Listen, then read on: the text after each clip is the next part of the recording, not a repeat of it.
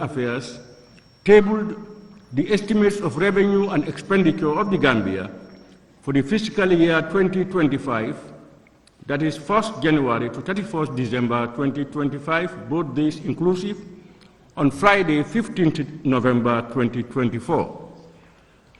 Accordingly, and pursuant to Section 1521A of the 1997 Constitution and Order 86 of the Standing Orders, the National Assembly considered and approved the said 2025 estimates with amendments on Tuesday, 3rd December 2024.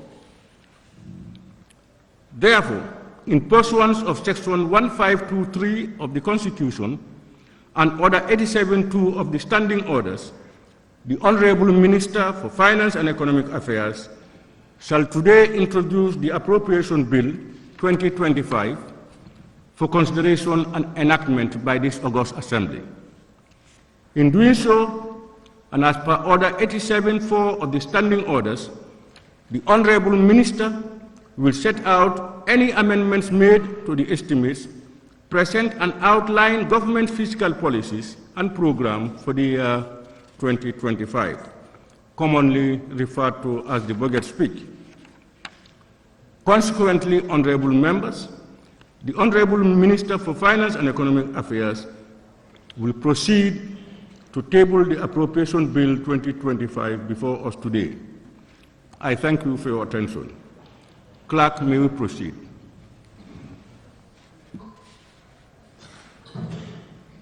Bills. Section 152 of the 1997 Constitution and Order 87 of the Standing Orders. Appropriation Bill 2025, budget speech by the Honorable Minister of Finance and Economic Affairs. Honorable members, the bill is deemed to have been read the first time, and I will now invite the Honorable Minister for Finance and Economic Affairs to table the bill. Honorable Minister.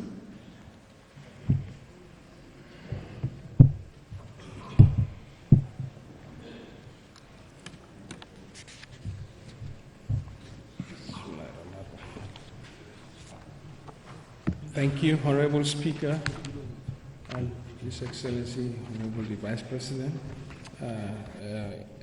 His Excellency the Vice President and Cabinet colleagues, members of the National Assembly, distinguished participants present, all other protocols duly and respectively observed. Honorable Speaker, I beg to move that the bill entitled An Act to provide for the services of the Government of the Gambia for the period 1st January 2025 to 31st December 2025, both days inclusive, be read a second time. Honorable Speaker, in January 2024, His Excellency Adama Barrow, the President of the Republic, launched the Recovery Focused National Development Plan, otherwise called YIRIWA 2023 to 2027. The plan seeks to consolidate gains in democratic governance, accelerate economic growth and social transformation, and build resilience to shocks and crises. Implementation is now in progress, and notable gains have been registered in some areas such as macroeconomic stabilization. The domestic economy witnessed a sustained recovery despite uncertainties in the global economy. This is being driven by increased production and productivity in agriculture, recovery in tourism, and unwavering construction by the government and the private sector. Sustained disinflation has been witnessed in the last 9 months, driven by tight monetary policy pursued by the Central Bank of the Gambia. The exchange rate has also stabilized, and the gap between the official and parallel market has almost closed. Under the leadership of His Excellency President Adama Barrow, the government is embarking on a new set of revenue reforms. Resultantly, revenue collection is an upward trajectory. Despite the fiscal pressures, the government managed to successfully host the OIC, complete critical infrastructure projects, and support poverty alleviation programs. To ensure strategic and impactful use of public resources going forward, the government is scaling up the program-based budgeting. These efforts are meant to transition from the traditional line budgeting to a program-based budget framework. The framework demonstrates a clear linkage between the ministry's departments and agencies' budget programs and the Recovery Focus NDP. By aligning the budget allocations with national priorities, shifts this emphasis from input-based budgeting to performance-focused budgeting. This enhances the effectiveness of decision-making and the drive to more strategic and impactful use of public resources. The 2025 budget is anchored on reduction of the overall fiscal deficit, aimed at achieving debt sustainability while enhancing economic development. For this reason, the government intends to continue the drive towards rationalization of expenditure, improve domestic revenue mobilization, restructuring domestic debt, and focusing on concession financing of infrastructure projects identified in the Recovery Focus NDP. On the spending side, the 2025 budget seeks to support economic development through the provision of quality services in agriculture, education, health, infrastructure development, and the modernization of the public administration for a more inclusive and resilient growth. Emphasis is being placed on building the human capital base through investment in education, health, support poverty spending, including emergency relief and the ongoing investments in infrastructure and energy. To this end, the theme of the 2025 budget is bolstering economic growth and reducing vulnerabilities while ensuring fiscal sustainability. Macroeconomic overview, Honorable Speaker. Developments in the global economy. The global economic outlook, although stable, remains uninspiring. Risks are inclined to the downside. A flat growth of 3.2% is projected for 2024 and 2025. In the medium term, growth is projected to average 3.1%. This is lower compared to the pre-COVID pandemic average due to the persistent structural headwinds such as the aging population and weak productivity. Regarding regional growth, the anticipated recovery in the United States will be offset by slowdowns in advanced European economies. Similarly, disruptions to production due to conflicts, civil unrest, and extreme weather events in the Middle East and Central Asia and Sub-Saharan Africa will be compensated by the recovery in emerging Asia. The rate of disinflation is moderating and varying across regions. Global headline inflation is expected to fall from an annual average of 6.7% in 2023 to 5.8% in 2024 and 4.3% in 2025. Good prices have stabilized, but services price inflation remains elevated in many regions. Advanced economies are expected to return to their inflation targets sooner than emerging markets and developing economies. As the global disinflation continues to progress, risks remain elevated due to growing geopolitical tensions. On the sector-specific developments, crop production continues to underpin the agricultural sector growth due to support from the government and development partners. The livestock subsector is estimated to maintain an upward trajectory, while fisheries and agriculture subsectors are estimated to recover from contraction on account of renewed focus on aquacultural development. Overall, the sector is projected to grow by 6.6% in 2024. The industrial sector, which was driven mainly by construction over the past years, is estimated to register a growth of 0.8%. The slowdown is due mainly to the completion of many high-impact public projects. However, the private sector infrastructure projects remain robust. Domestic electricity generation is recording a gradual increase on account of new projects, although demand continues to outstrip supply. The mining sector is estimated to stabilize, while manufacturing growth is estimated to register a modest growth due to competitiveness challenges. The services sector is expected to register a strong growth of 8.4% in 2024, driven by tourism and trade. This is due to targeted intervention by the Gambia Tourism Board and the rising consumer spending following price stabilization. On the prices front, the sustained tight monetary policy stand has triggered moderation in inflation from 16.7% in January to 10.0% by September. The implementation of the foreign exchange policy by the central bank, coupled with increased foreign currency inflows, restored exchange rate stability.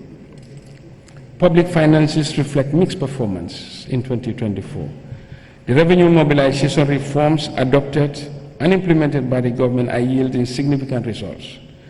At the end of September 2024, domestic revenue collection for the first 9 months of the year amounted to 24.2 billion against a target of 23.1 billion.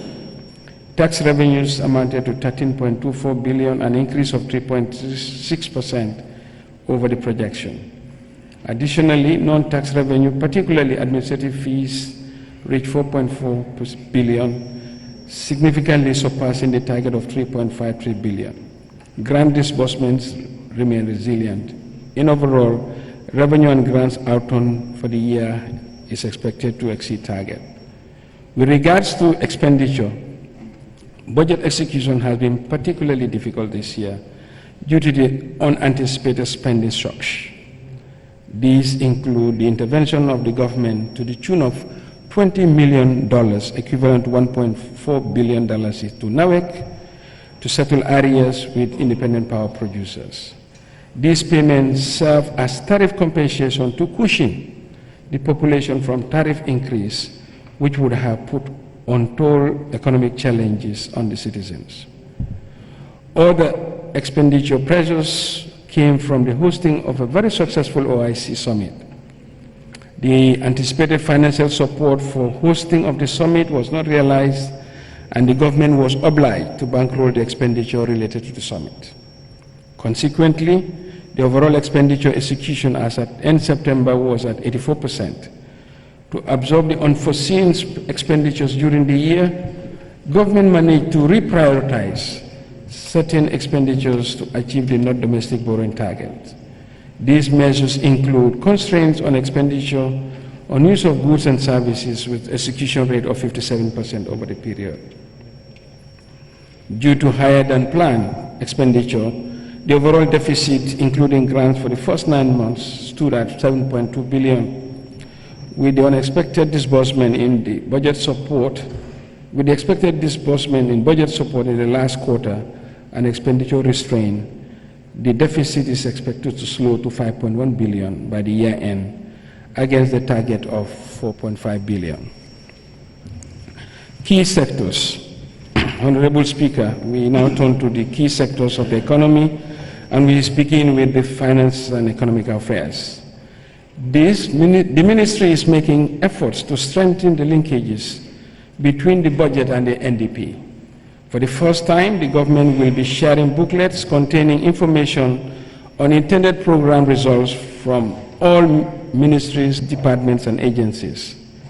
The government also intends to build on the gains registered on the introduction of gender-responsive budgeting and to embark on climate tagging to facilitate the tracking of climate expenditures.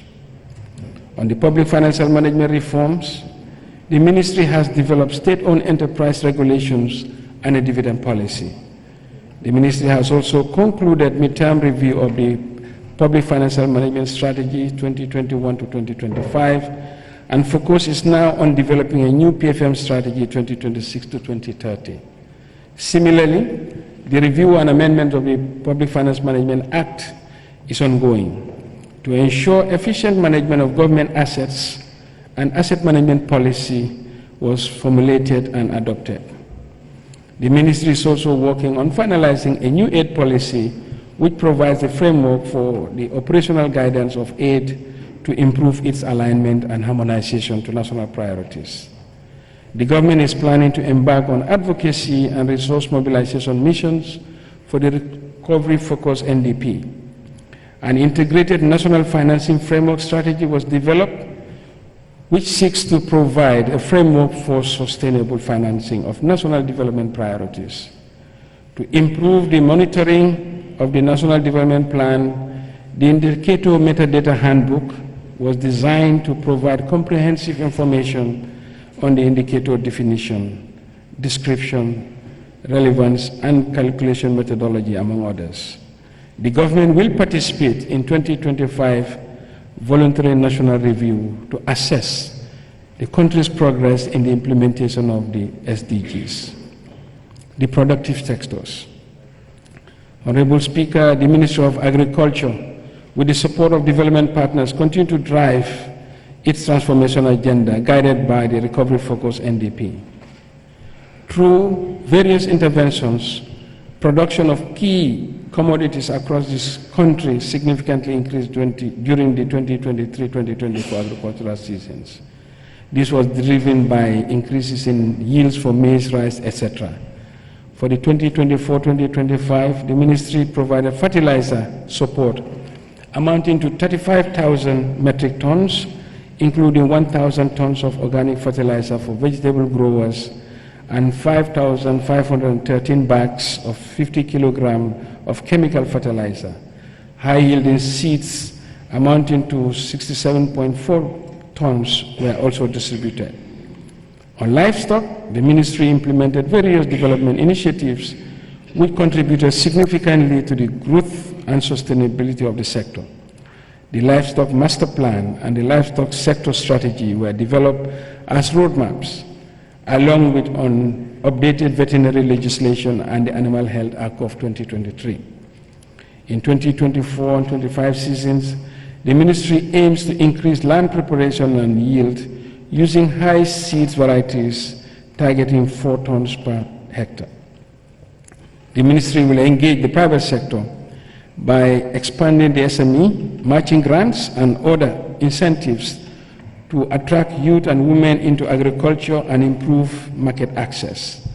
It also plans to launch the Fiscal to increase financing access and build institutional capacity for research and development.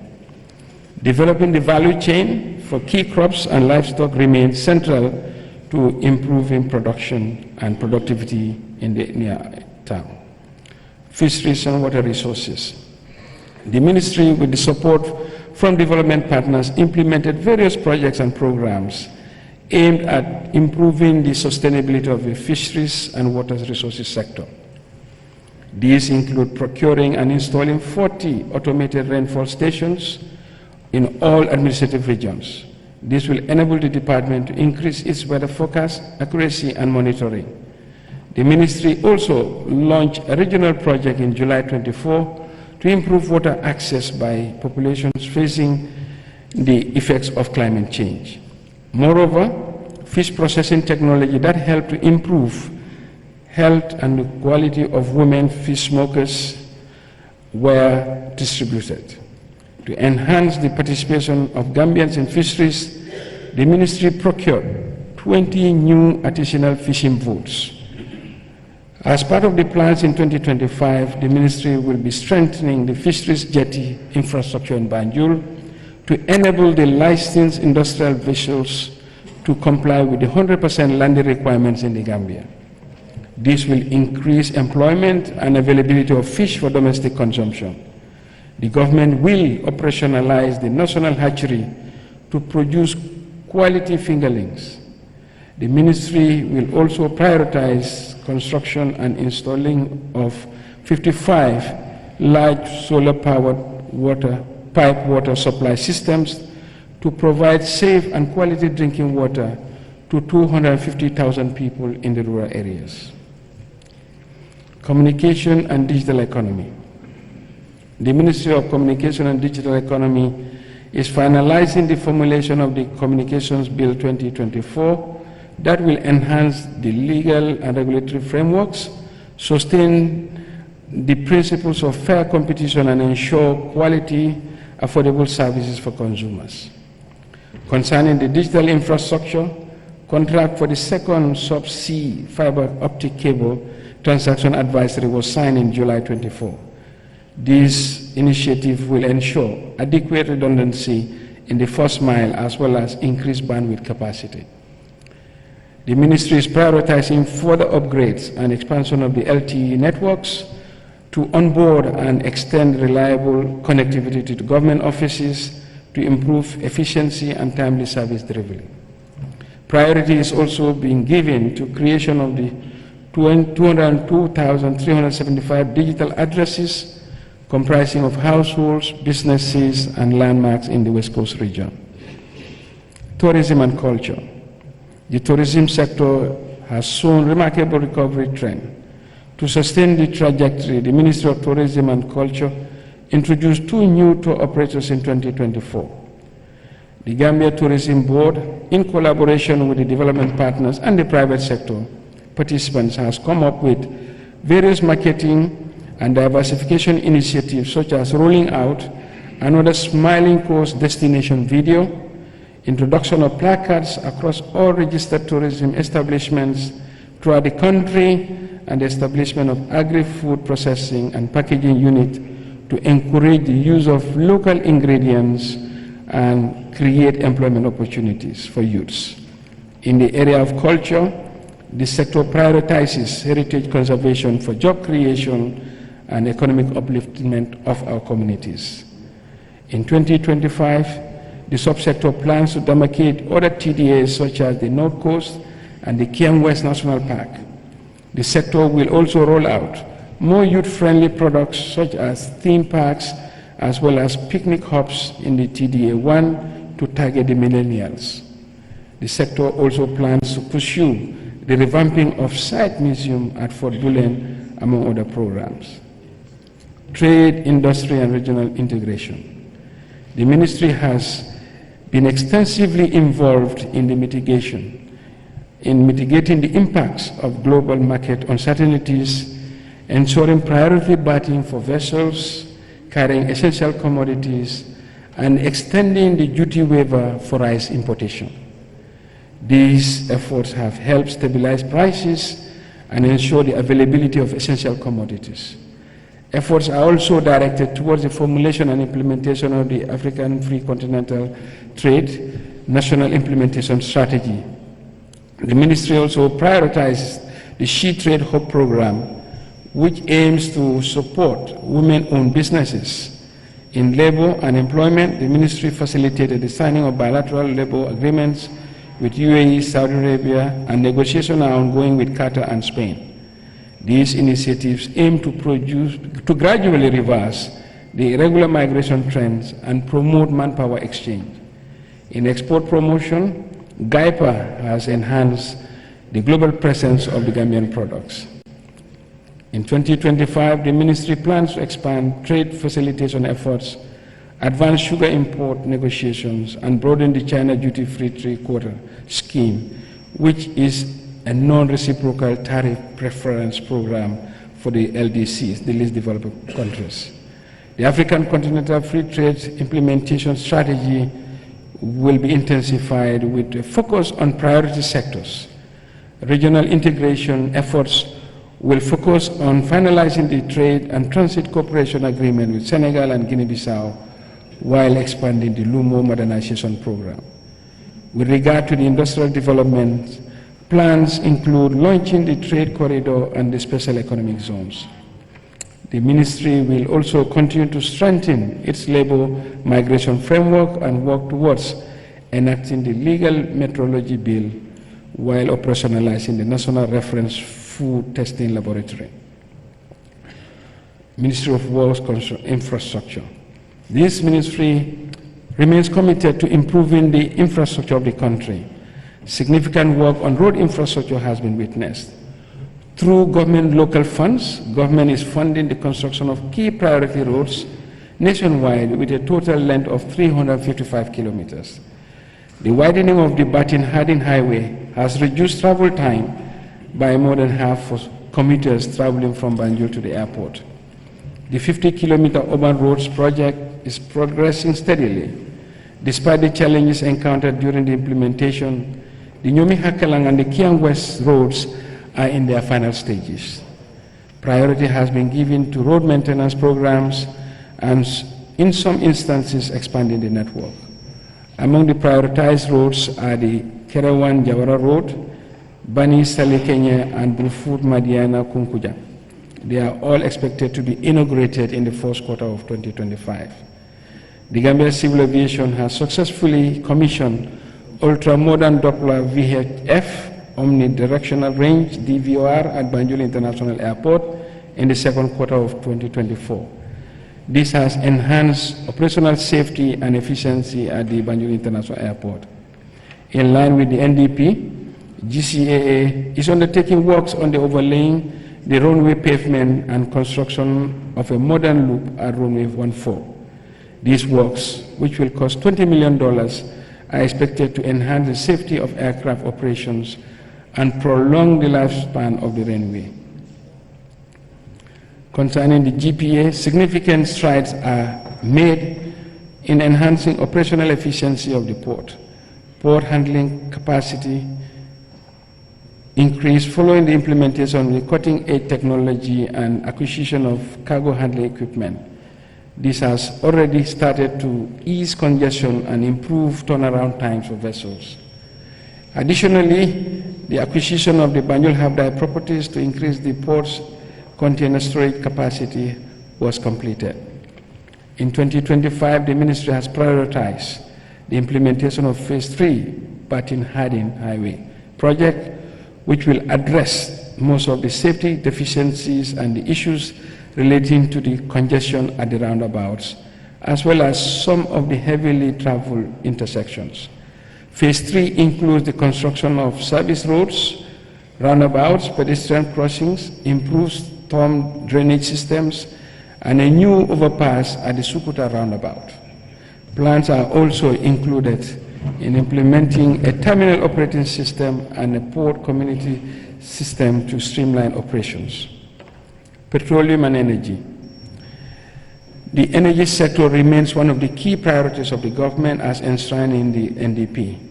NAWEC has continued to register improvement in electricity subsector despite the demand outstripping supply. As part of the strategy to diversify sources of energy while reducing the negative impact of environment, NAWEC has inaugurated a 23-megawatt solar power plant in Jambur at the beginning of 2024. The Petroleum Commission has set up and hosted 2 data rooms visits for reputable oil companies as part of licensing activities.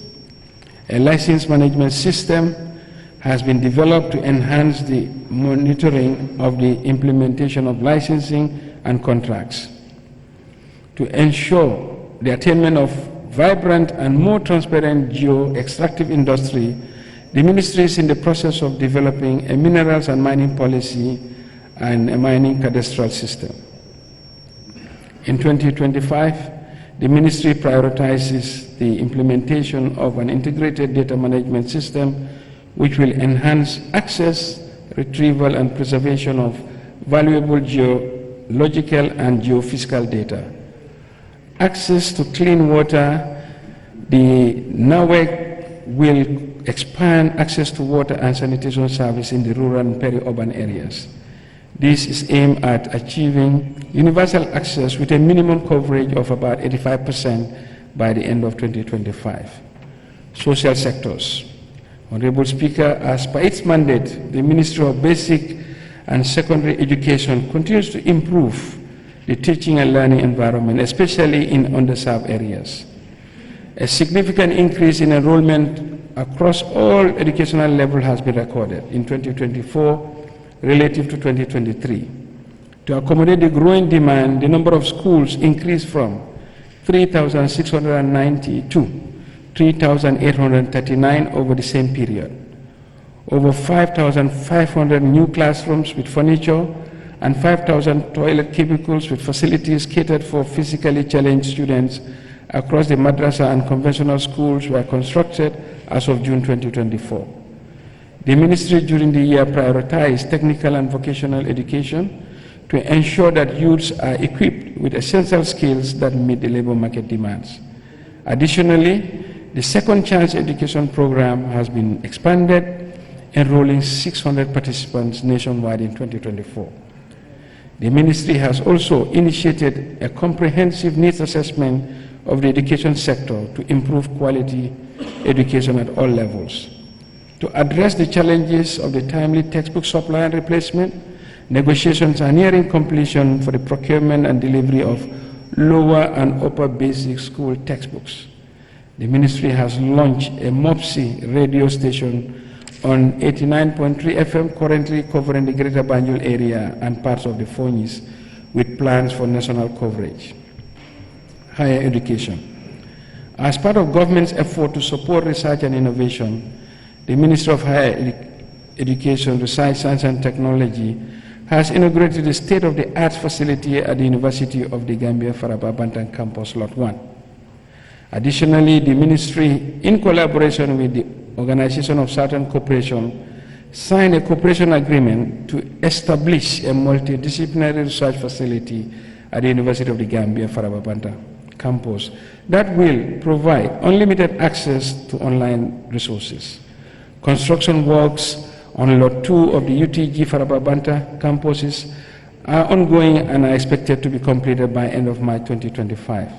Similarly, the ministry will establish 2 additional training centers in Kumbo South and Lower Flood, respectively, that will focus on agribusiness and fisheries. Construction works at the University of Applied Science and Technology, Science, Engineering and Technology, USET, Brikama campus, are expected to be completed by end of 2024.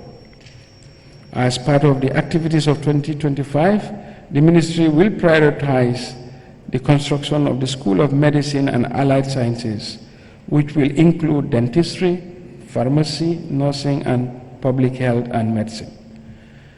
Health. The Ministry of Health continues to strive to deliver quality health services and prevention measures. The investment in the health sector has resulted in improved critical health care service delivery, particularly in areas such as maternal health, neonatal, and under 5 mortality ratios have all improved. The ministry developed an EHMRS-IS to improve healthcare personnel management. To date, it has 5,000 registrations. Efforts are being directed towards transitioning to digital data collection and improving the birth registration. The National Health Insurance Act was piloted at Bundu Maternal and Child Hospital, aiming at reducing out-of-pocket expenditure. The ministry in 2025 plans to build 5 new primary health care centers in hard-to-reach communities, complementing the 5 new health centers established earlier this year by His Excellency the President. Contracts have been awarded for the upgrading and refurbishing of Brikama into a significant health center and Buyam General Hospital to include postgraduate training. Additionally, the construction of the Emergency Treatment Center at Farato and the Food and Drug Lab at Brusubi will be scaled up. The ministry will also prioritize refurbishing 9 health facilities and constructing 6 health posts nationwide, creating 8 additional health posts to increase access and quality of services. Ministry of Gender. The ministry remains committed to achieving gender equality and parity and promoting women's participation in all social, political, and economic activities as enshrined in the National Gender Policy 2024-2035. In line with this, the Ministry of Gender, Children, and Social Welfare is implementing an economic and financial inclusion of girls and young women through formation of cooperatives, capacity building on income-generating activities and programs. In 2024, the ministry has made disbursements to 8,400 women across 3 regions in the country and established a disability fund to provide financial support to the disabled individuals. The ministry is also implementing a family strengthening program that offers a monthly cash transfer of $1,000 per beneficiary targeting older persons, disabled individuals, orphan children, and female-headed households. In 2025, the ministry will prioritize political empowerment of women and girls by facilitating the promulgation of Women Reservation Right Bill. The ministry will also implement new policies and programs that will include establishment of a project implementation unit, rehabilitation of office spaces, acquiring a permanent office, and popularizing the Disability Act of 2023, the National Gender Policy, and setting up special court for SGBV, sexually gender-based violence, and re-evaluating children protection strategies. Social protection. The Gambia government continues to demonstrate its commitment to social protection. Work has started on mainstreaming social assistance into the national budget rather than relying on ad hoc and project-based cash transfers. In 2024, the government piloted the support to vulnerable groups such as orphans and vulnerable children, people with disabilities, female-headed households, and older persons. To consolidate the gains, the first ever direct legislation on social assistance sector, the Social Protection Act, was passed in July 2024. To demonstrate government's commitment, the Act seeks to set standards of social service delivery to the poor and the vulnerable communities, especially the marginalized communities groups such as people living with disabilities, widows, orphans, and people living with HIV, among others.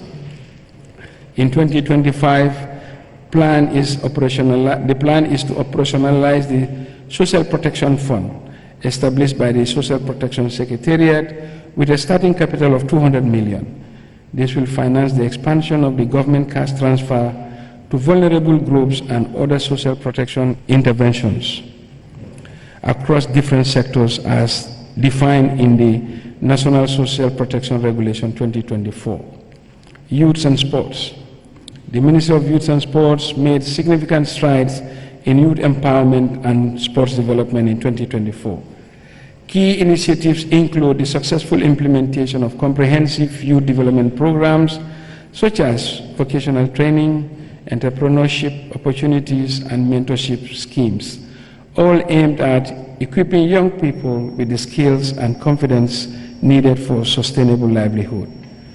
The Gambia Shanghai initiative trained young people in integrated farming, contributing to food security and poverty reduction. In sports, the ministry focused on enhancing infrastructure by revamping existing facilities and constructing new sports centers nationwide. Investments in the sports sector gear and skilled coaches have supported young athletes to excel. Additionally, strategic partnership with schools and community organizations have helped identify and nurture talent from early age. In 2025, the ministry plans to secure better office spaces for the National Enterprise Development Initiatives and the National Sports Council, and to acquire the necessary equipment and vehicles to enhance operational capacity. The ministry will prioritize investing in the youth empowerment and sports development with a focus on expanding the infrastructure and strengthening partnerships to ensure sustainable progress in these sectors. Cross-cutting sectors. Honorable Speaker, the Ministry of Interior. To manage migration effectively, the ministry has developed a roadmap for the return and reintegration of migrants in the Gambia. The Geneva Center for Security Sector Governance Immigration Project was initiated to address critical gaps in the Immigration Department legal and policy framework. To improve the border management, foster peace, stability, and security, construction of immigration border posts was launched in Amdalai, Kier Ali, and Jiboro.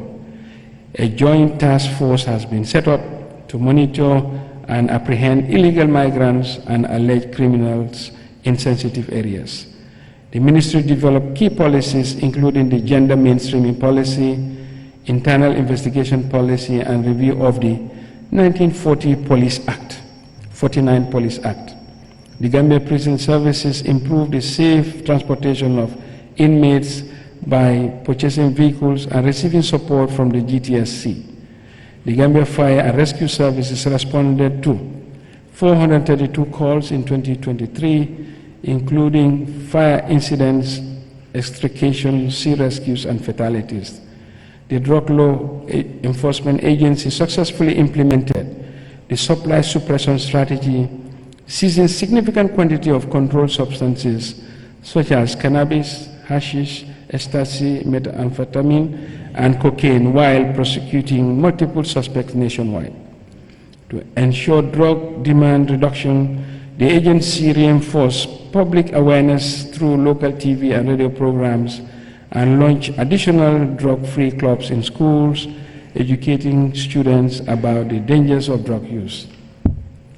In 2025, the ministry will prioritize improving public confidence through better service delivery, building capacity and development, enhancing police capabilities, and strengthening police governance.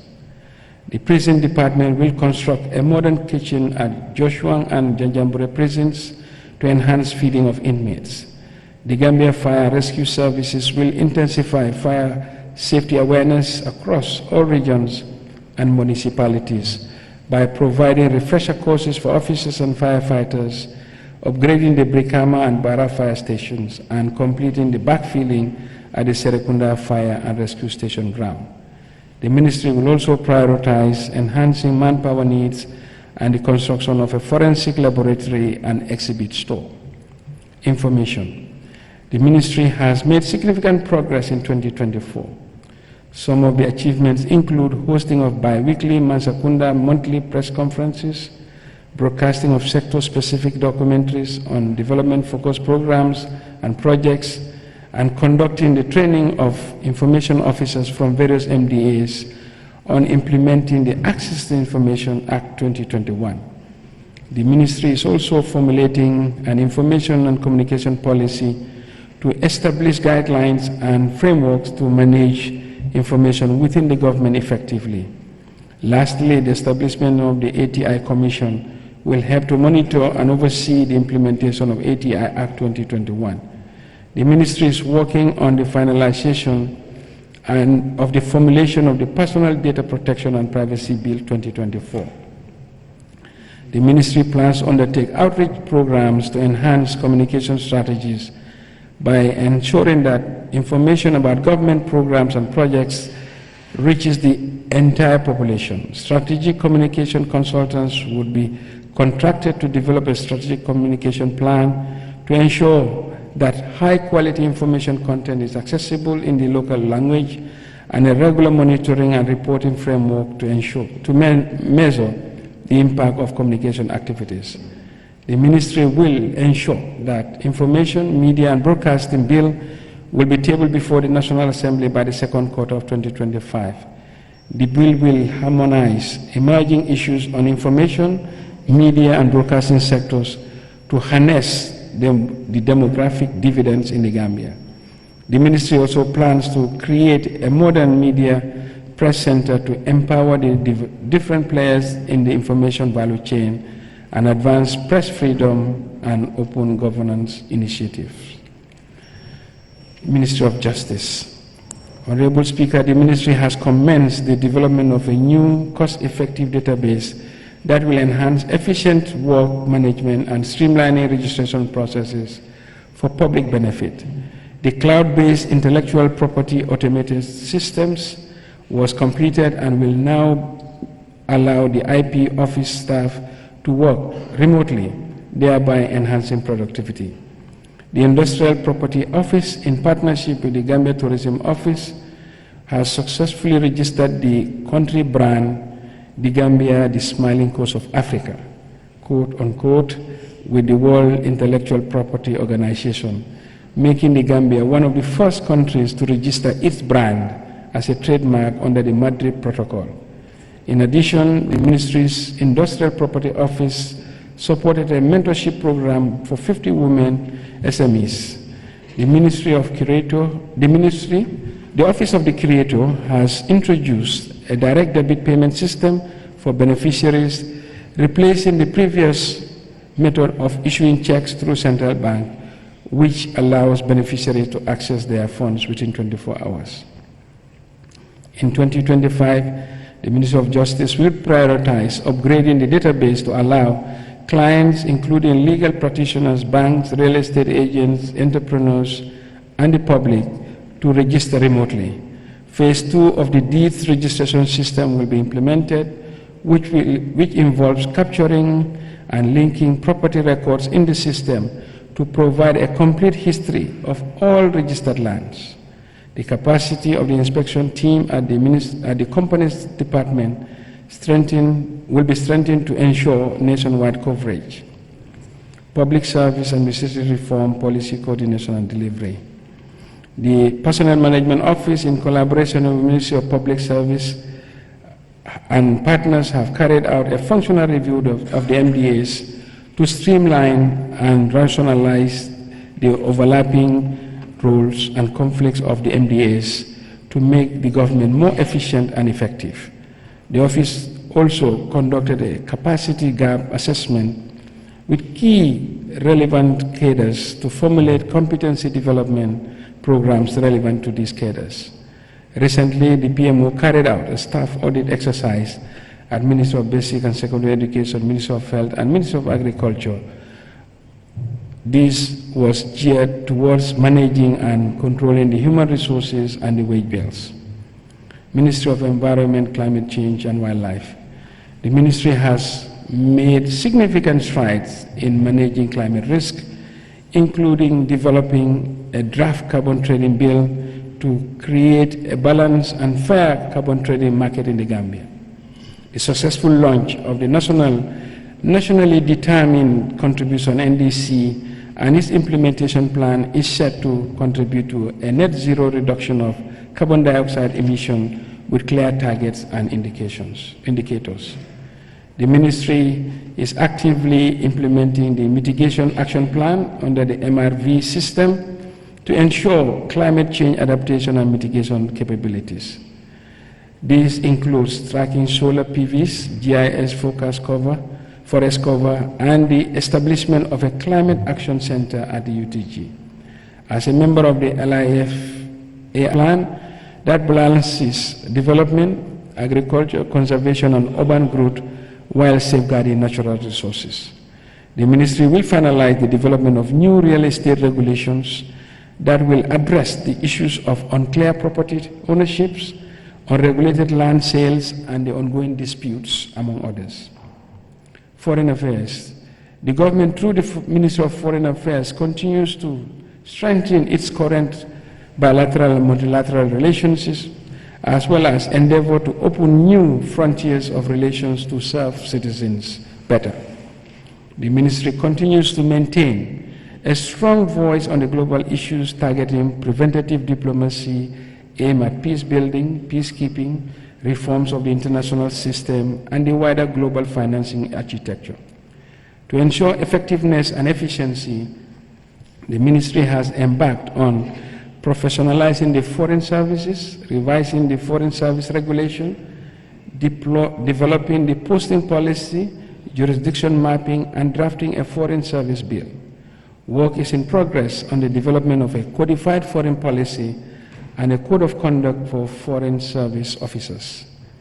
The ministry is in the process of developing the National Migration Strategy 2024 to 2029 that seeks to provide a national framework for a progressive migration management. Additionally, the ministry continues to attach great importance on facilitating the safe returns and reintegration of stranded Gambian migrants abroad. To date, over 2,000 stranded Gambian migrants have been assisted from various parts of the world to return and reunite with their families since January 2024. Data and statistics. The Gambia Bureau of Statistics conducted the population and housing census in May-June of this year, marking the country's first digital census. The census provides essential data for governance, policy making, development, planning, and social welfare, and serve as a sampling framework for future surveys. In 2025, the GBOS, in collaboration with stakeholders, will conduct 2 major household surveys, one, the Integrated Household Survey, and the Demographic and Health Survey. Furthermore, the Labor Force Survey and the National Migration Survey and the National Disability Study will be conducted. Revenue Administration. The Gambia Revenue Authority remains committed to improving revenue and service delivery at all levels by making compliance easy and cost-effective. Guided by the GRA Corporate Strategic Plan 2020 to 2024, numerous reforms and modernization strategies were implemented. To sustain the gains registered so far, GRA is developing a new 5-year strategic plan 2025 to 2029. The plan will be underpinned by 4 strategic objectives, which are to improve the voluntary compliance, enhance trade facilitation, ensure cultural transformation and internal efficiencies. It will continue to leverage on ICT digitalization to drive modernization and reform initiatives. Numerous reform initiatives have been implemented during the year.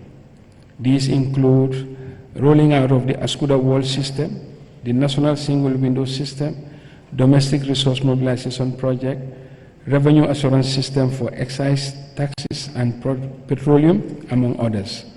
Additionally, contracts for the new Integrated Tax Administration System, ITAS, has been signed, aimed at digitalizing domestic tax administration from registration, filing, and payment process. GRA is working on other ongoing projects such as the development of the rental income systems, digitalization of VAT collection, border and inland border control reforms, post-clearance audit, operationalization of internal affairs function, and the deployment of the monitoring and evaluation system. All these are expected to ease the reporting and creating the accountabilities for the implementation of the reform initiatives. Honorable Speaker, we now turn to medium-term macroeconomic and fiscal outlook.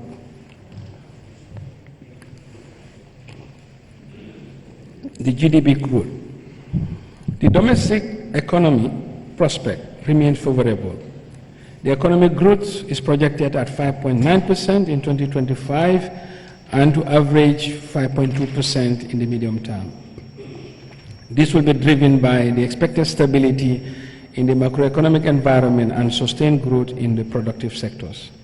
The agriculture sector, despite risks of climate change, is expected to register a growth of 4.2%. This will be supported by ongoing government, development partners, and private sector initiatives. The government's thrust of closing the infrastructure deficit, coupled with sustained remittance inflows and private sector savings, will continue to anchor construction growth. Regarding the electricity,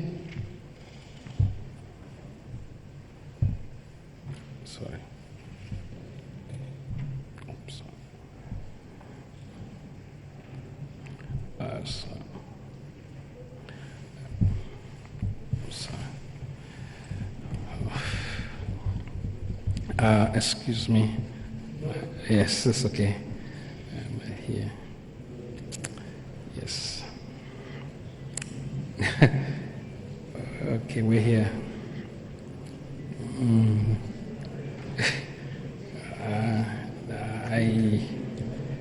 Okay. Okay. Yes, I'm here.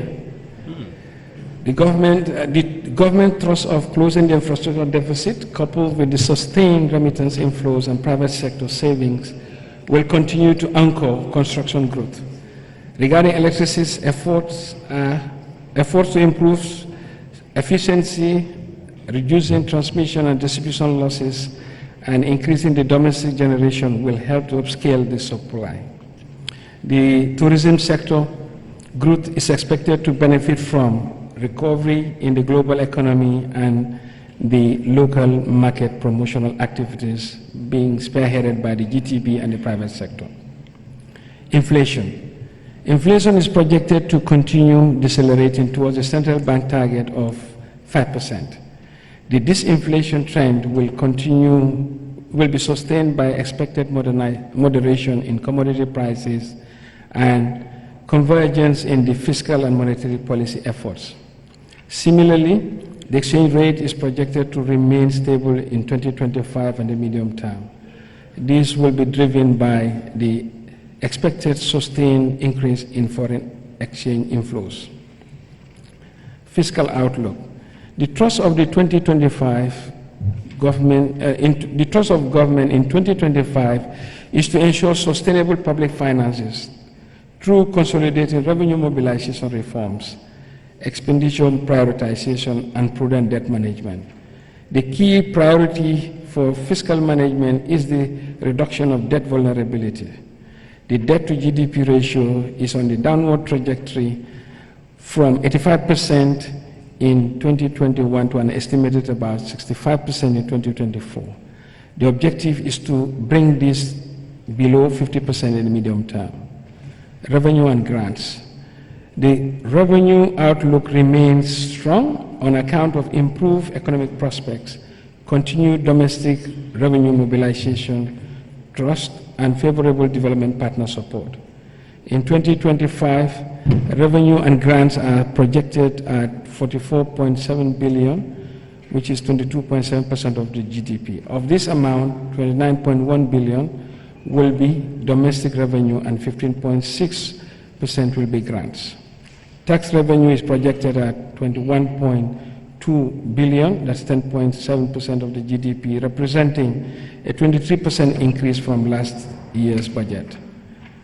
The growth is primarily driven by the continued tax policy alignment, review of the investment code to strengthen control on the tax expenditures, policy actions to support tax compliance and enhance enforcement measures, and the implementation of the digital solution to improve tax administrations.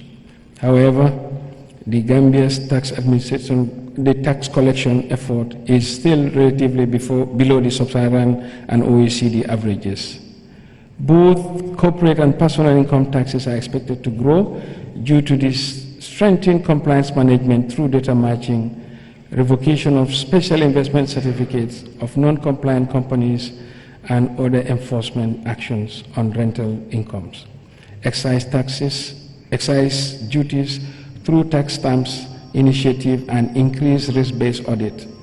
Value-added tax will also see a boost in 2025 on account of ongoing audits in key sectors like telecom and banking, planned audit in hospitality sectors, and the anticipated introduction of e-VAT invoicing, which will help strengthen compliance in key revenue heads. Non-tax revenue is expected to increase by 45% in 2025 compared to 2024, mainly due to an anticipated receipt of $50 million as a payment for the second tranche of the Senegambia Bridge Asset Recycling Program. In terms of grants, 12.6 billion is envisaged as project grants and 3 billion as budget support. The bulk of the budget support is expected to come from the World Bank, that's 2 billion, and the European Union, which is 13.5 million euros. Expenditure. In line with the envisaged resource envelope, the 2025 total government expenditure is projected at 47.4 billion, representing an increase of 21% from the 2024 budget. Of the total expenditure, 31.2 will be recurrent and 16.2 billion will be capital and net lending. Personnel emoluments, use of goods and services, subsidies and transfers, and capital are expected to increase by 20, 31, and 35% respectively. The projected increase in the personnel emoluments expenditure from the approved figure of 7.4 billion in 2024 to 8.8 billion in 2025 is largely driven by the projected 1.4 billion impact from the proposed increase in salaries and allowances and the increase of transport and residential allowances. The increase in the personnel emolument is due to an average increase of 30% in the salaries of the core civil service. In addition, transport and house rent allowances will be increased from 1,500 to 3,000, and from 1,700 to 3,500. These increases in allowances will apply to grades 1 to 8 under the integrated pay scale of the civil service. Consequently, the government has developed a new integrated pay scale to reflect these changes, and the scale is attached to the booklet. To address the inequity, the increase is graduated. It's not a one-lump increase.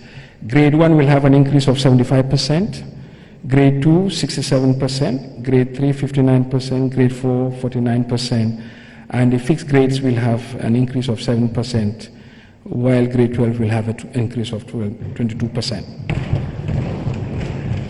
The pensioners have not been left out, and the minimum pension has been increased to 1,000. Nobody will now have a pension of less than 1,000 in the country monthly, and $500 has been added to all other pensioners on a monthly basis. This 2025 salary increase will make a total increase of salaries of 60% from 2022 to 2025. And this will bring the total salary increase to 110% under the leadership of His Excellency President Adama Barrow. This is a manifestation that the budget allocation of the government is people-centric, with the aim of improving the lives and livelihood of Gambians. Another significant allocation is the $1 billion to the energy sector to ensure reliable energy supply and cushion the population from potential tariff increase. Debt service continues to attract the largest allocation of the budget, and for 2025, $11 billion, which is 23% of the total all funds budget, will be allocated to debt service. This is due to the commencement of the debt service following the debt deferral initiative deferral suspension initiative. For goods and services expenditure, the projected increase from 9.79 billion in 2024 to 9.98 in 2025 is mainly due to OSC-related expenditures, travel, rents and rates, and training. Meanwhile, subsidies and transfers, which are mainly subventions, are projected to increase from 4.9 billion in 2024 to 6.47 billion in 2025, representing an improvement of 31%. The increase is mainly because of the energy subsidy under the Ministry of Petroleum and Energy, which is expected to cater for tariff compensation to NAWEC. Debt interest is projected to increase by 15% from 5.1 billion in 2024 to 5.88 billion in 2025 because of an expected 63% in interest payment from external debt, as well as the increase in the interest payments on the 30-year bond. Overall, debt service interest and principal payment and amortization is projected to reach 11 billion, an increase from 7.5 billion in 2024. Budget deficit and financing. In line with the fiscal consolidation thrust, the budget deficit for 2025 is projected to slow down to 2.7 billion, which is 1.4% of the GDP for all funds. The deficit for government local funds is only 198 million, which is 0.1% of the GDP, and is the lowest for the last 10 years on average. The deficit will be financed in line with the medium-term debt strategy objective of meeting financing needs at minimum cost, subject to a prudent degree of risk. In view of the high gross financing needs, driven mainly by short-term domestic debt, maturities and expiring debt deferrals, the medium-term debt strategy prioritizes reprofiling short-term debt into long-term and reliance on concessional external borrowing. Public debt. Despite the fiscal pressures, the public debt is expected to remain on a sustainable path. The public and publicly guaranteed debt is projected to slow down to 63% of the GDP in 2025 and is expected to maintain the downward trajectory in the medium term. The downward trend will be supported by the government's commitment to contain fiscal deficit to below 1% of the GDP, maintain exchange rate stability, and minimizing the materialization of contingent liabilities from SOEs, PPPs and legacy issues. Risks to the budget. The macro fiscal framework underpinning the 2025 budget is faced with risks that have potential to cause deviations. Much of the risks are inclined towards the downside. These include macroeconomic risks, which may emanate from global market volatility and erratic supply of electricity. If they crystallize, they may undermine the projected economic growth, inflation, exchange rate, and ultimately public finances. On the revenue and the grant side, there are risks related to delays or resistances in implementing reforms and donor fatigue. If this happens, revenue and grants may experience some shortfalls. The expenditure is also prone to risk related to climate change events. This may deviate resources away from planned activities. The public debt portfolio is also exposed to exchange rate risk and refinancing risk. Movement in exchange rate and interest rate may affect debt sustainability.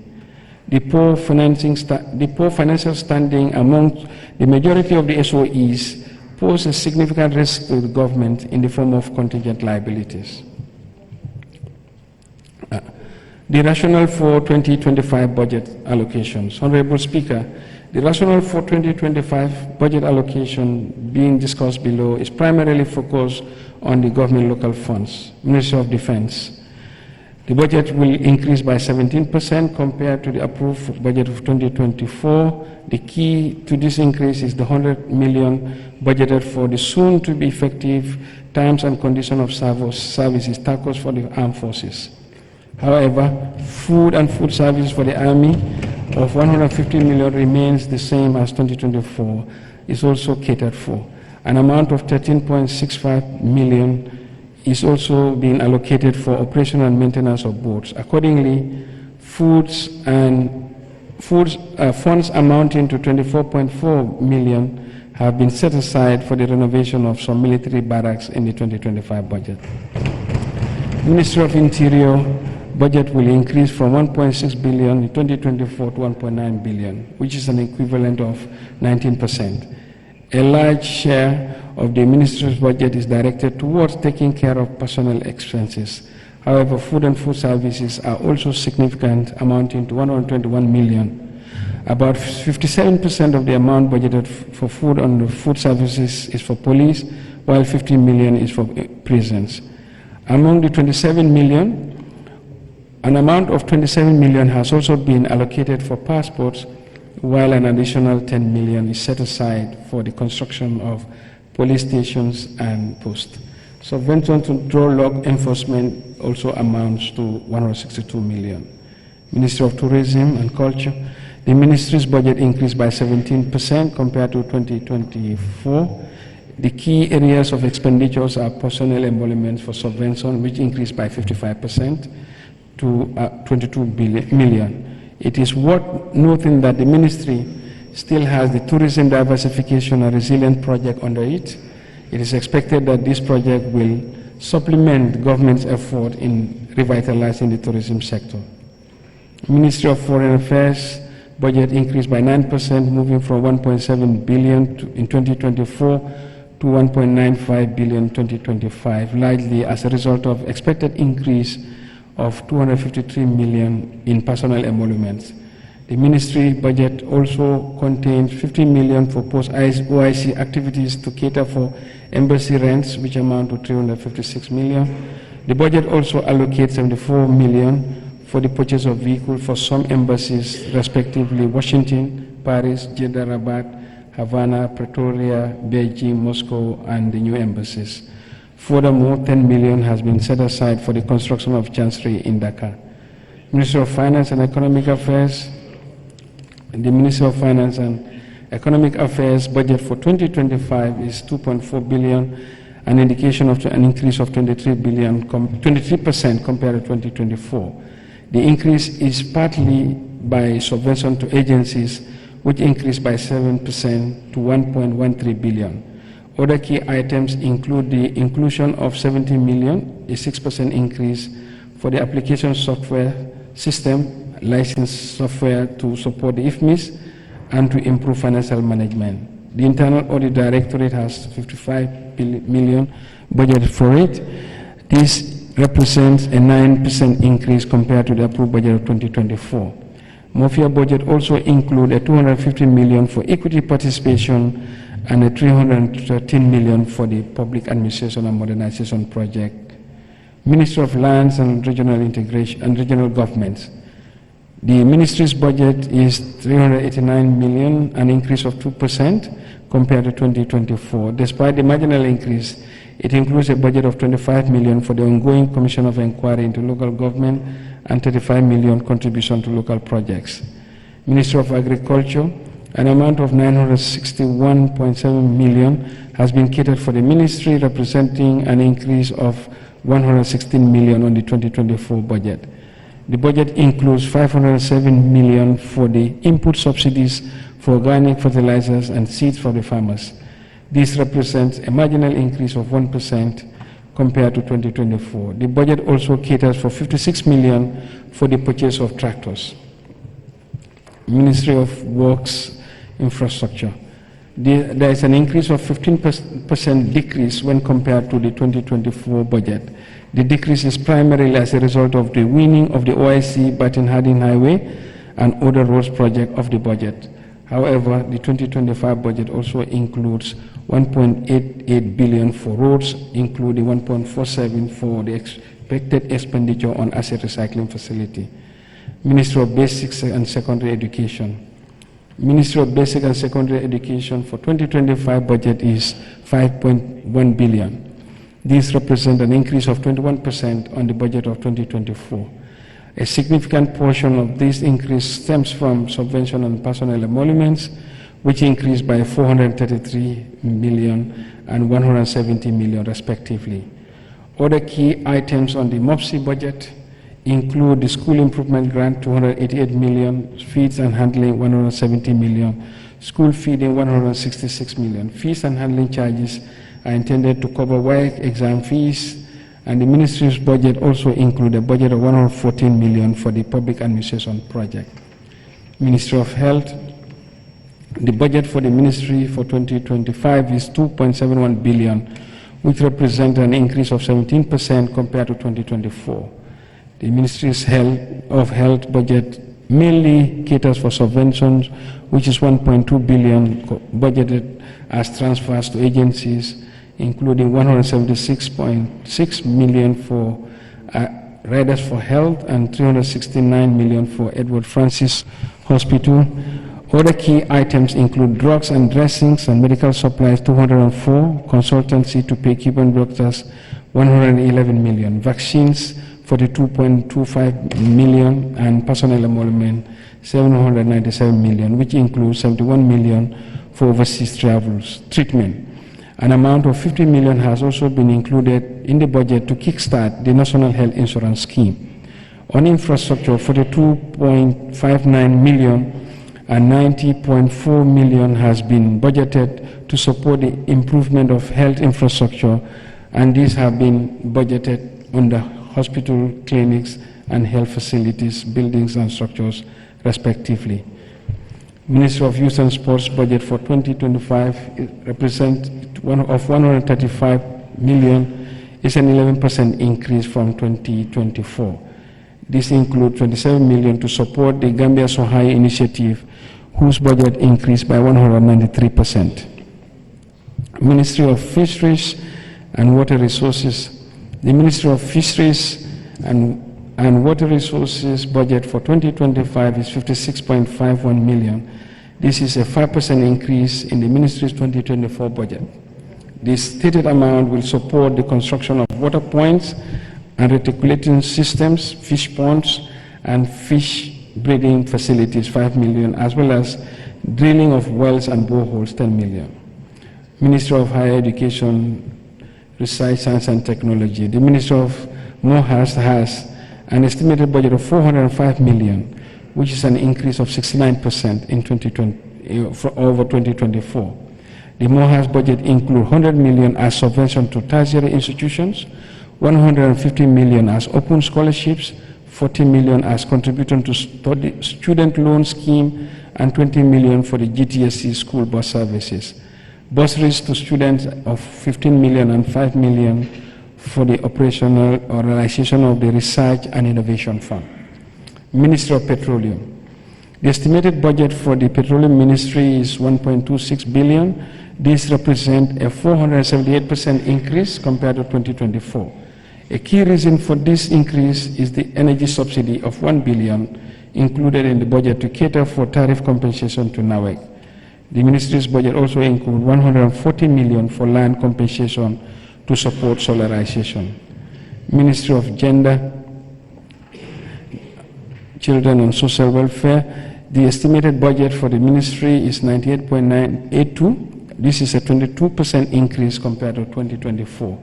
The budget includes 15 million for the Women Enterprise Fund, which increased from 10 million, and 3.5 million for food and food services for the shelter, which increased from 1.9 million.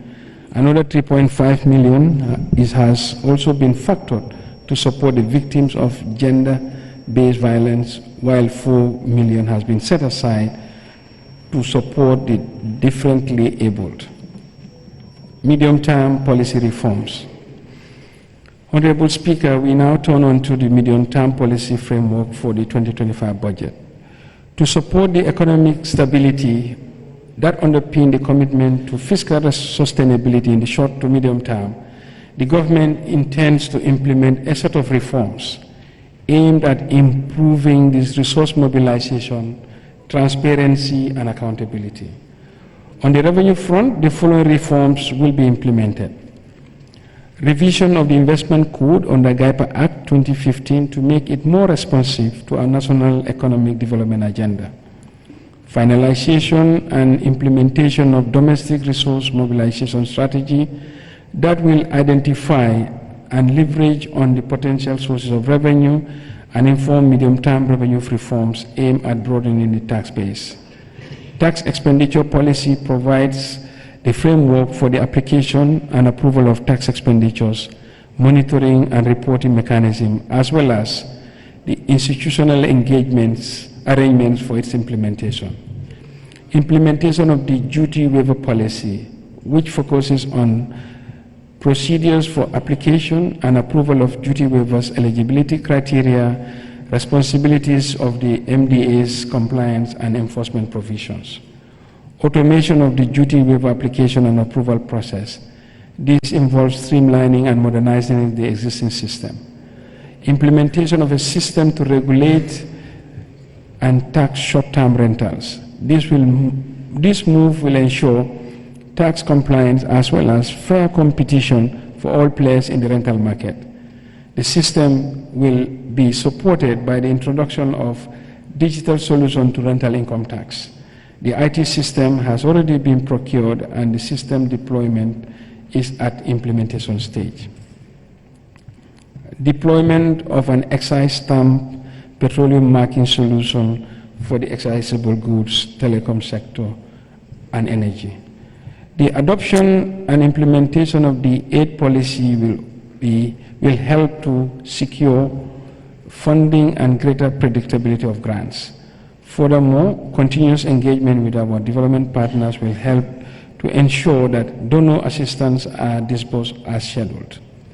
On the expenditure side, the following measures will be implemented. Strengthening the expenditure controls and cash management to align spending with available resources. This will help reduce the accumulation of arrears. Shift government expenditure policy towards a performance-centered perspective. There is a need to strengthen the alignment of expenditure to development priorities. Strengthening the implementation of program-based budget becomes key in shifting the discussion on the budget from input to results-based financing. This will improve efficiency in spending and promote accountability. Rationalization and restructuring of subvented entities. To control and manage subvented entities, agencies, expenditure, government will mainstream some of them into ministries and departments. Given the large number of subvented entities, a policy on the establishment of new entities will be developed, agencies will be developed. A study on rationalization and consolidation of subvented entities with MDAs will be carried out. The use of IFMIS system by projects and subvention entities. Extending the use of IFMIS to all new donor and government-funded projects remains key in ensuring comprehensiveness in reporting of public resources. This will also help GRA to identify non-compliance and enforce tax obligation more effectively.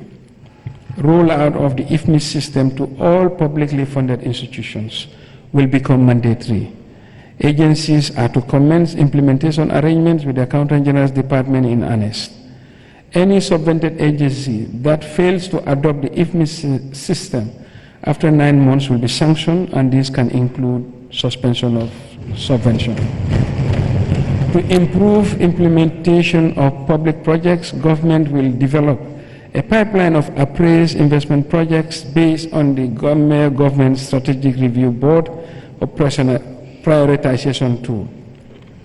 Review, refine, and implement a framework for monitoring the budget and government projects. Given the relative lack of visibility on how government funds are utilized, the proposal will be to roll out a framework focusing on budgetary programs and projects with high fiscal risk, and this includes the school improvement grants. Avoiding contracting non-concessional borrowing and follow a concessional borrowing plan.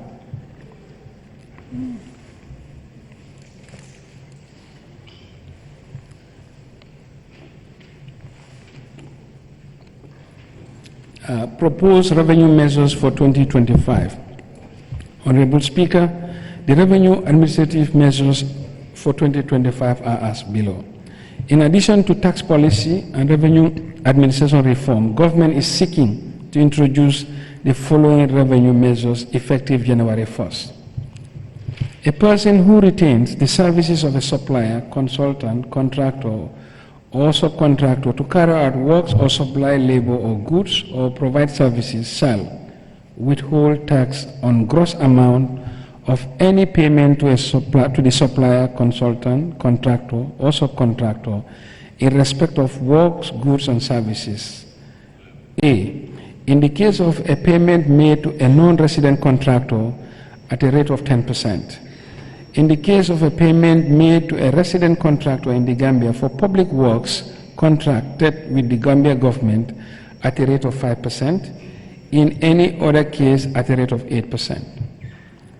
A tenant who is a ministry, government, department, or agency, local authority, diplomatic mission, international organization, established entities, or a person under the category of large taxpayer occupying a property used for commercial or residential purpose shall, at the time of making the payment, withhold tax on the rental income at a rate of 15% in the case of a property used for commercial purposes and 8% in the case of a property used for residential purposes.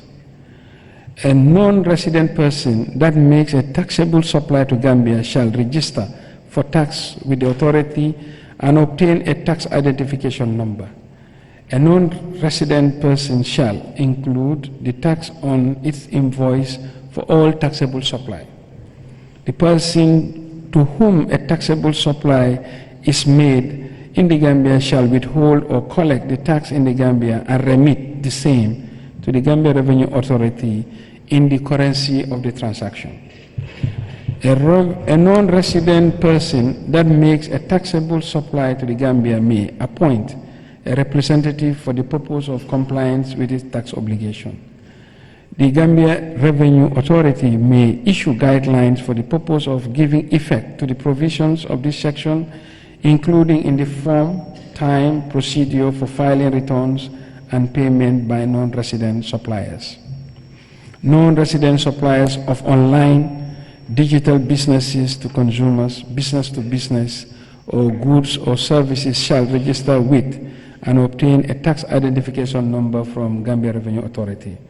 The Commissioner General shall prescribe the type of documents that may be transmitted to the GRA by a non-resident person, including the manner of transmission. The tax-free threshold on personal income tax is revised upwards from 24,000 per annum to 36,000 per annum. That means additional tax-free income of 12,000 to all pay-as-you-earn earners. And the table as follows: from 0 to 36, 0%, 36 to 46,000, 5%, 46 to 56, 10%, 56,000 to 66, 15%, 66,000 to 76%, 76,000, 20%, and any item above 76,000, 25%. Tax rate on the winnings of betting, gaming, lottery, and gambling will be increased from 30% to 40% of the winning. Winning means payout from betting, gaming, lottery, prize competition, gambling, or similar transaction under the Betting and Gaming Act, excluding the amount staked or wagered in that transaction. With the approval of the Director of Agriculture, animal feed and agricultural equipment shall be exempted from duty if the Minister responsible for Finance is satisfied that the items are for the sole use of poultry farming or agricultural purposes. Export duty shall be imposed on waste and scrap metal at a rate of $5 per kilo. Tobacco control levy on cigarettes, cigars, and cigarro loose is revised to $2 per kilo. Cigarettes and other tobacco products shall be taxed as follows. Excise tax on cigarettes and cigars is hereby adjusted from $40 per pack to $45 per pack. Environmental tax on cigarettes and cigars is hereby adjusted from $7.22 per pack to $9.22 per pack. Excise tax on other tobacco products is hereby adjusted from $450 per kilo to $470 per kilo. Environmental tax on other tobacco product is hereby adjusted from $220 per kilo to $240. The ad valorem excise tax on imported tobacco products is hereby adjusted from 10% to 15%. Motor vehicles purchased and imported by and in the name of the government of the Gambia shall be exempted from all taxes and fees. This exemption is only applicable to central government entities and exclude government agencies and public enterprises. Taxable supply of goods and services in respect of donor-funded projects shall be zero-rated for the purpose of value-added tax. However, MDAs are required to submit to the Ministry of Finance a list of all contractors and copies of their contracts. The sales purchase of air tickets shall be subject to a withholding tax of 1% on air tickets, and there will be an abolition on green tax levy. In order to promote youth and sports development in the country, companies and businesses will benefit from a tax deduction during the computation of their corporate income taxes for the expenses arising from sporting activities only. Increase the excise tax on alcohol as follows. Beer from $150 per liter to $165 per liter. Wine from $225 per liter to $240 per liter. Spirits from $260 per liter to $275 per liter. Conclusions. In conclusion, Honorable Speaker, the Gambian economy remains resilient despite the tough global economic outlook and the climate change-related challenges. A stronger economy with gradual decline in inflation is expected. The planned reduction in the fiscal deficit over time will help in sustaining the debt in the medium term, which will be supported by strong domestic resource mobilization and fiscal discipline. The 2025 budget will be anchored on domestic resource mobilization to reduce our fiscal and debt vulnerabilities. Tremendous efforts will be made to improve the tax administration modernization and enhance compliance and enforcement. Government will intensify revenue collection from NDAs by strengthening their capabilities and improve tax compliance policy adherence. the government will continue its improvement drive to foster fiscal discipline, accountability, and transparency through improved cash management, publication of tax expenditures, and reporting of public debt and timely publication of financial statements. On the public debt, the government will pursue prudent debt management through improvement in liquidity management in collaboration with the Central Bank of the Gambia, management of contingent liabilities emanating from the SOEs and the PPPs contracts, and the gradual reduction of the fiscal deficit in percentage of the GDP over the medium term. Let me now take this opportunity on behalf of the government and the entire population of the Gambia to record our profound gratitude to all our development partners for their unwavering support to our development agenda. It is with deep appreciation that I mention the World Bank Group, the International Monetary Fund, European Union, African Development Bank, Islamic Development Bank, the UN agencies, African Union, OPEC Fund, International Fund for OPEC, Badia, GIZ, IFAD, ECOWAS, MRC Holland Foundation, the Commonwealth, Red Cross, Kingdom of Saudi Arabia, Saudi Fund for Development, Kingdom of Morocco, Turkey, State of Kuwait, Kuwait Fund, Russia, People's Republic of China, Japan, South Korea, Republic of France, United Kingdom, and United States and Germany. I would like to thank His Excellency, the President of the Republic, Adama Barrow, for his leadership. Let me also hasten to thank my cabinet colleagues and team for the hardworking staff at the Ministry of Finance and Economic Affairs. I'm equally thankful to this August Assembly and the staff of the National Assembly under the leadership of the Speaker and the Clerk for working tirelessly to approve the 2025 budget estimate. We remain committed to sustaining this partnership, and we believe as we work together, we will jointly deliver our mandate to develop the Gambia and its people. On this note, Honorable Speaker, I beg to move.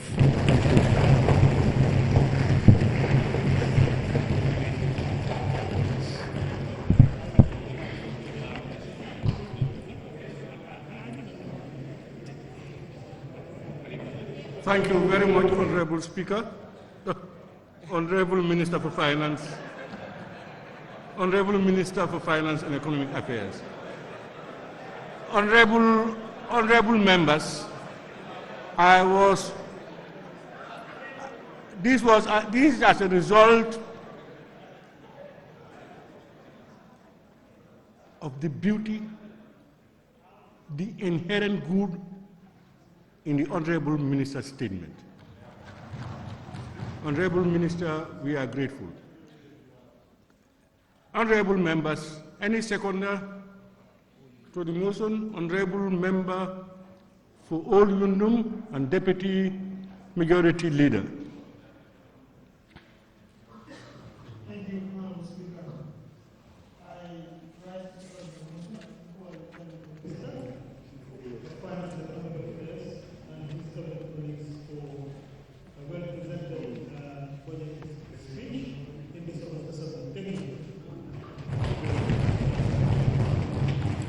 Thank you, Honorable Member for Old Yundum and Deputy Majority Leader.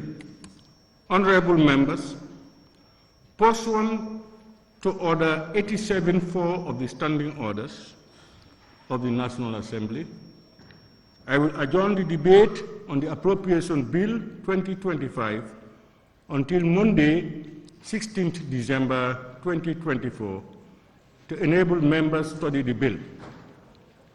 Honorable members, I urge you to approach this critical matter with diligence, commitment, and a spirit of cooperation. The debate and scrutiny of the bill must reflect our shared commitment to upholding the interests of the nation, ensuring transparency, and addressing the needs of every citizen. As the Honorable Minister for Finance and Economic Affairs presents this bill, I call upon all members to remain guided by the principles of integrity, inclusivity, and equity as we deliberate on the appropriations for the next fiscal year. The decisions we make will have a profound impact on our country's economic growth, social development, and the well-being of our citizens. Honorable members, before adjourning this assembly, I wish to register thanks and gratitude to the Honorable Minister for Finance and Economic Affairs for ably tabling the 2025 appropriation bill as required of him by the Constitution. The Honorable Minister did set out government's fiscal and economic development plans and programs for the fiscal year 2025. On that note, honorable members, I wish to take this opportunity on behalf of both sides of the Assembly, and indeed on my own behalf, to extend our thanks and appreciation to the following distinguished guests and invitees for gracing this important sitting of the National Assembly.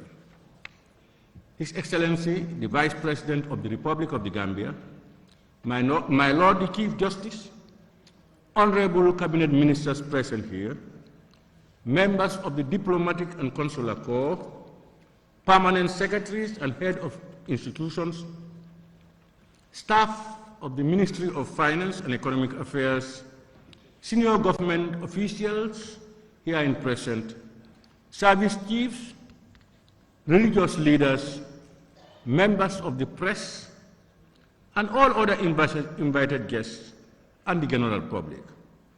On that note, honorable members, I now put the question. Be it resolved that this August Assembly do stand adjourned until Monday, 16 December 2024. Those in favor, please say aye. Those not in favor, please say no. The ayes have it. This Assembly now stands adjourned until Monday, 16 December 2024 at 10 a.m. prompt for the debate and consideration of the Appropriation Bill 2024. I thank you.